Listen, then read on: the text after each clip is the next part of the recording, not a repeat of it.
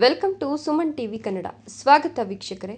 ಮಾಧ್ಯಮದ ಕೆಲಸ ಅಂದರೆ ಕೇವಲ ಸಮಸ್ಯೆಗಳನ್ನು ತೋರಿಸೋದಲ್ಲ, ಜನರ ಧ್ವನಿಯನ್ನು ಅಧಿಕಾರಿಗಳ ಕಿವಿಗೆ ತಲುಪಿಸಿ ಪರಿಹಾರ ದೊರಕಿಸೋದು ಕೂಡ ಆಗಿದೆ. ಅದಕ್ಕೆಂದು ಗೌರಿಬಿದನೂರಿನ ಶಂಭುಗ ನಗರವೇ ಒಂದು ಉತ್ತಮ ಉದಾಹರಣೆ. ಎಡಗೂರು ಗ್ರಾಮ ಪಂಚಾಯಿತಿ ವ್ಯಾಪ್ತಿಯ ಶಂಭುಗ ನಗರದಲ್ಲಿ 100ಕ್ಕೂ ಹೆಚ್ಚು ದಲಿತ ಕುಟುಂಬಗಳು ಕುಡಿಯುವ ನೀರಿನ ಸಮಸ್ಯೆ, 5 ವರ್ಷಗಳಿಂದ ಸ್ವಚ್ಛಗೊಳಿಸಿದ ಚರಂಡಿಗಳು ಹಾಗೂ ಮೂಲಭೂತ ಸೌಲಭ್ಯಗಳ ಕೊರತೆಯಿಂದ ಸಂಕಷ್ಟದಲ್ಲಿವೆ ಎಂಬ ವಾಸ್ತವವನ್ನು ಸುಮನ್ ಟಿವಿ ನಿಮ್ಮ ಮುಂದೆ ತಂತು.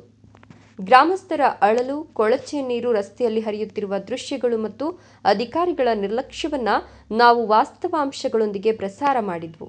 ಆ ವರದಿ ಪ್ರಸಾರವಾದ ಕೆಲವೇ ಗಂಟೆಗಳಲ್ಲಿ ಅಧಿಕಾರಿಗಳು ಎಚ್ಚೆತ್ತುಕೊಂಡಿದ್ದಾರೆ.